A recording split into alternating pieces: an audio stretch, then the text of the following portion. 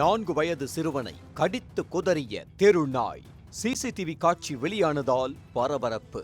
திருப்பத்தூர் மாவட்டம் வாணியம்பாடி அருகே நிம்மியம்பட்டு கிராமத்தில் வீட்டின் வெளியே வீதியில் விளையாடிக் கொண்டிருந்த 4 வயது சிறுவன் ரித்விக்கை தெருநாய் ஒன்று திடீரென தாக்கி கடுமையாக கடித்திருக்கிறது.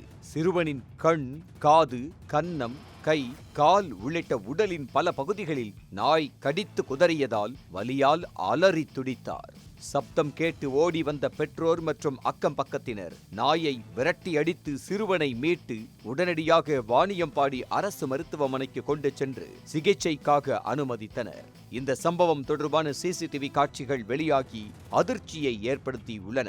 தகவல் அறிந்த ஆலங்காயம் போலீசார் சம்பவம் குறித்து விசாரணை நடத்தி வருகின்றனர். இதற்கிடையில் சிறுவனை தாக்கிய தெருநாயை ஆத்திரமடைந்த கிராம மக்கள் அடித்து கொன்றனர். இச்சம்பவம் அப்பகுதியில் பரபரப்பை ஏற்படுத்தியிருக்கும் நிலையில் தெருநாய்களின் எண்ணிக்கையை கட்டுப்படுத்தவும் பொதுமக்கள் பாதுகாப்பை உறுதி செய்யவும் சம்பந்தப்பட்ட துறையினர் உடனடியாக நடவடிக்கை எடுக்க வேண்டும் என அப்பகுதி மக்கள் வலியுறுத்தியுள்ளனர்.